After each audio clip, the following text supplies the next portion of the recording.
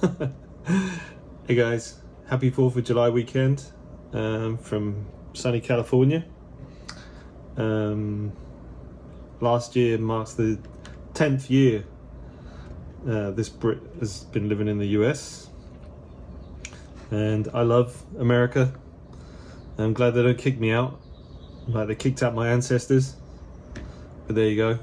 So I thought I'd do a quick video, 4th of July weekend. If you're not American, then enjoy the football. Europeans, I'm sure you're all going to watch England play today. Come on, England.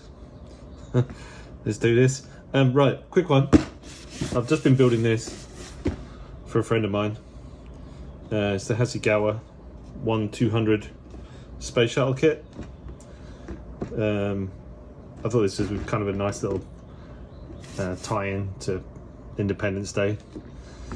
Nice little kit, not super realistic, but not bad either. If you just want to build something that's a desktop display, you know, you're a bit of a shuttle freak, then this is more than enough. The only thing I would say with it is it's a lot of masking, a lot of painting.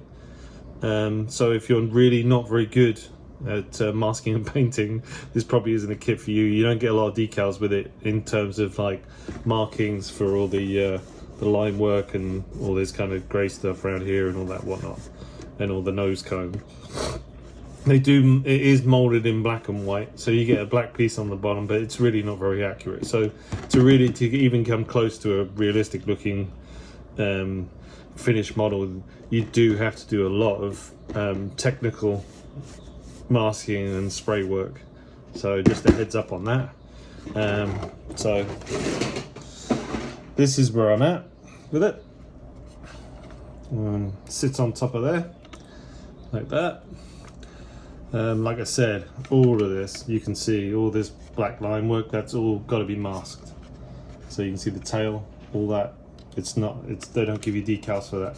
I'm surprised, because I've had plain kits where these have been decaled, all this stuff.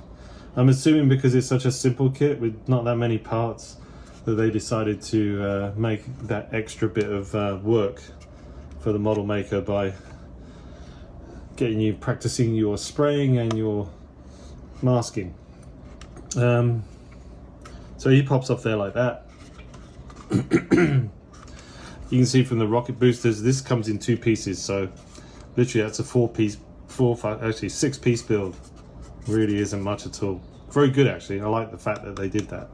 Makes it life a lot easier than trying to fix these on and keep them straight. It's very smooth, so I used some reference pictures for the colors.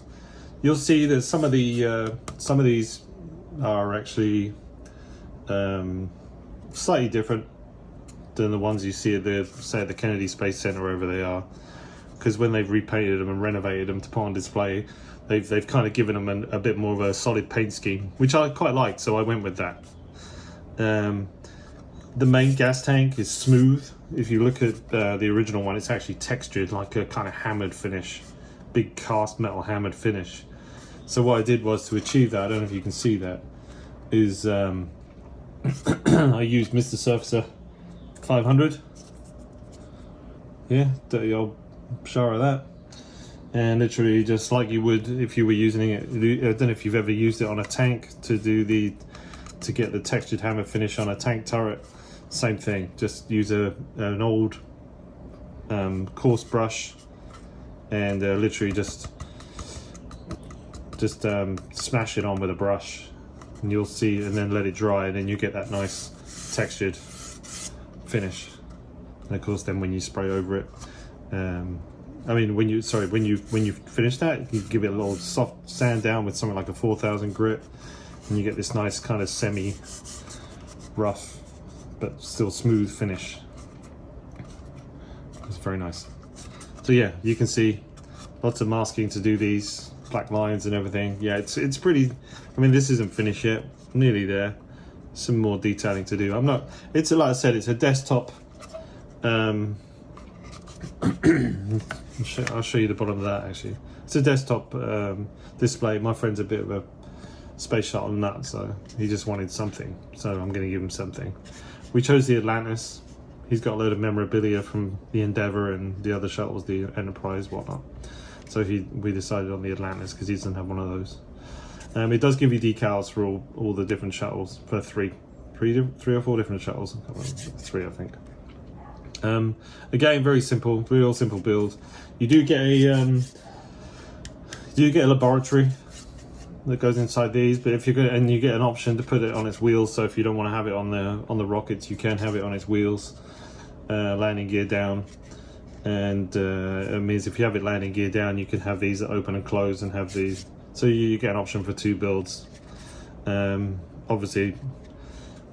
And you get a landing pad for this, which is really basic. I don't have it to hand right now, it's actually in the other room, but you'll have to trust me on that one. Yeah, I try to give it a kind of, suggestion of texturing on the bottom, so I use like a mask to do that. You can see that. Like I said, it's really just a display model, so it doesn't have to be too realistic. It just has to be kind of tidy and neat looking, which I think that looks pretty good. I'm not quite finished with that yet. We can go give it a little pin wash and whatnot and detail it out a little bit more, and then we'll be done. So there you go. Just a quick one on that. So yeah, that just pops on there like that. These you can leave. I put a little bit of PVA glue on the tip one, and it keeps it kind of locked on much better. But if you don't put that on, then it kind of drops off. So, or you can just glue it on. But I quite like the idea that you can take that off if you want. So there you go. 1200 Hasegawa. Just gonna put that down there for a second. Now, what I wanted to show you also is this, because I picked up this, and it's a Moebius 1/35 scale original Battlestar Galactica Colonial Viper. I don't know if you're aware of this. Moebius Models is kind of like changed hands a couple of times in the last year or two. I think they're owned by Pegasus now, but I might be wrong. You can leave a comment down below, let me know any details about that. But I think Pegasus now own them, Pegasus Models. Because of that, I think that some of their contracts with TV companies and whatnot, design contracts, have changed. So this, I believe, they're not making anymore. It seems to me, from the consensus on the internet and the prices on eBay, if you can find them. And I paid definitely at least another $40 for this than it was originally. I think they're about $60 originally, but I paid about $100 for this. And I also picked up the Cylon. Oh, actually, let me show you that quickly. We're not going to go through that one. I'll do a different video for that at some point.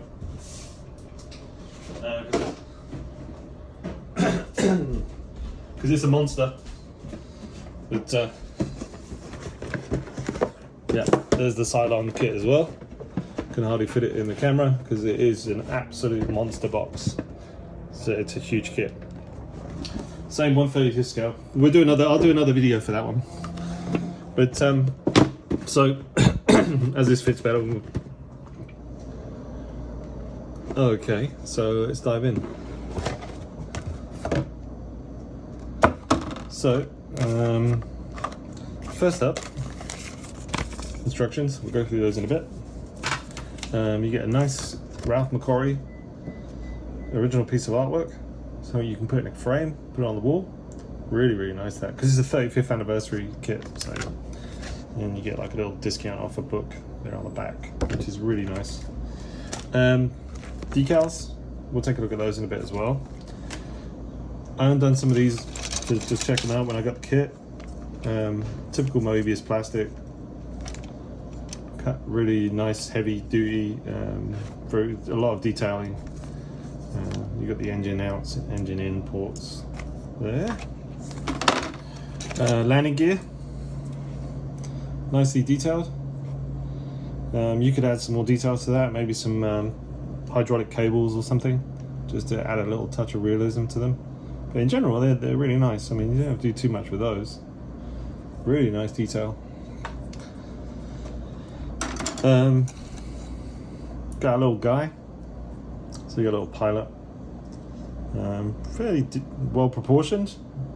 Nothing unusual about that. Sometimes these pilots can be a little bit sort of strange looking, but actually doesn't look too bad, I'd say, very well detailed as well. Put his arms and legs on there. So what we've got here is looks like the fuselage, front of the fuselage. Really nice panel line, deep. That's one thing I like about Moebius kits. They do make their details nice and deep and chunky.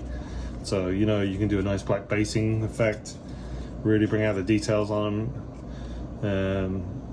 Really excellent. I mean, I don't know what that is, but let's take a look at it. There you go. The wings, you can see there. You can see the panel lines are super chunky and deep. I mean, I wish a lot of other manufacturers would make their panel lines like this on 1/35 kits, because that's just awesome. Yeah. You've got the cockpit there, which is nicely detailed. Plenty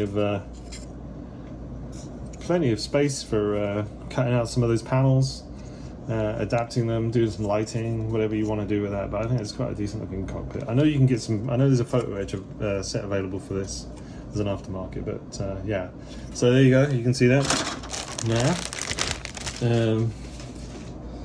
let's have a look here. Right. So I guess you guys are all just chilling on a Saturday. Probably making some models. Maybe some of you are just drinking, enjoying the 4th of July celebrations already. Liquid breakfast and all that. I don't drink these days, so I shall be drinking some soda water later. So there you go. You've got some. This is really nice. You've got the engine compartments there, or the engine enclosures. Beautiful detail. Super nice. Super nice. Really nice. Not a lot of flash on this. I mean, I gotta say, Moebius kits are just great like that. They give you nice big gates. You can, you can just clean them up real nice and just work away. Very little stress involved with these kits.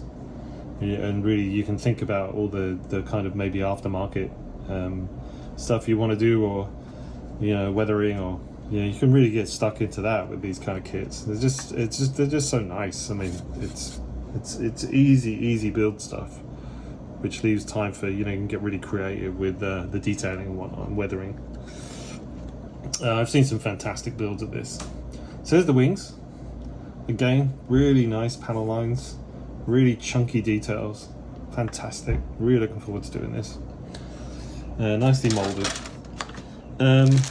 You get like I said, you get a plastic see-through stand, which is nice. You could paint that, or you could just leave it see-through. I kind of like it see-through myself. Less intrusive. Yeah, that's nice. And then they put a little bit of padding between that and the canopy. So let's take a look.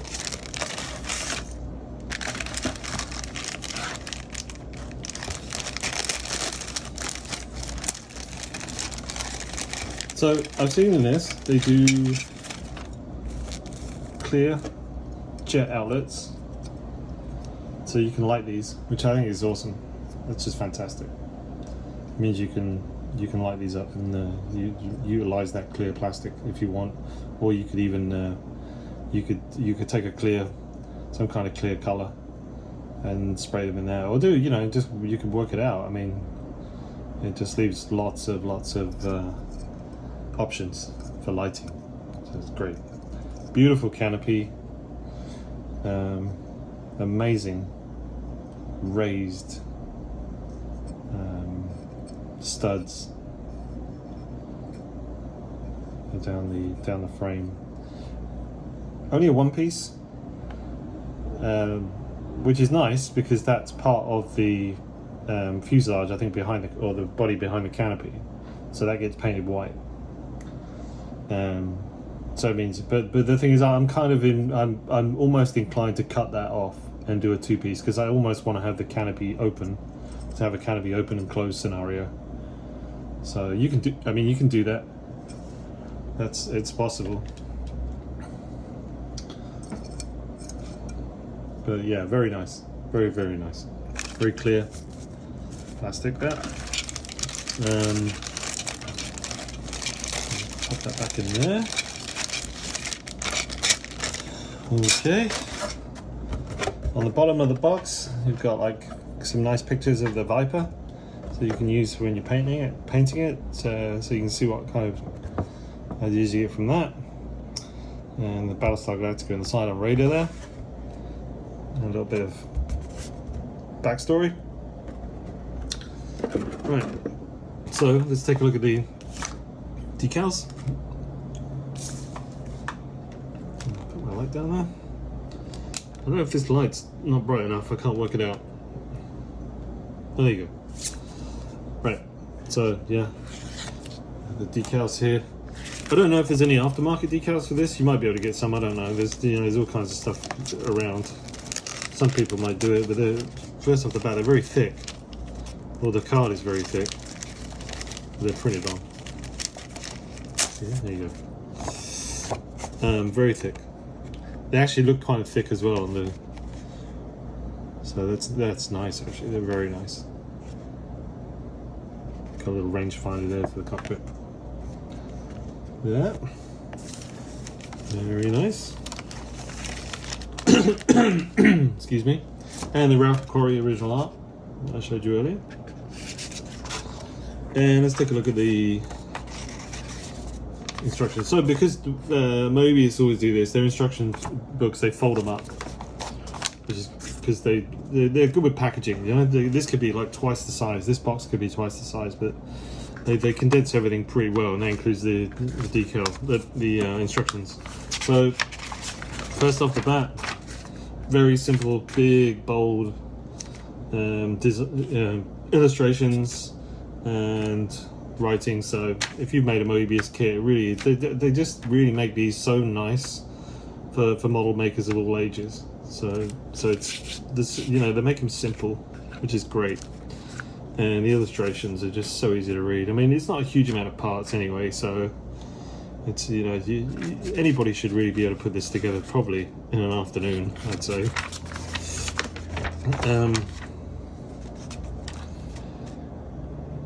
Yep. So yeah, you get the option of landing gear up or down, you get the flaps and everything, so you can choose.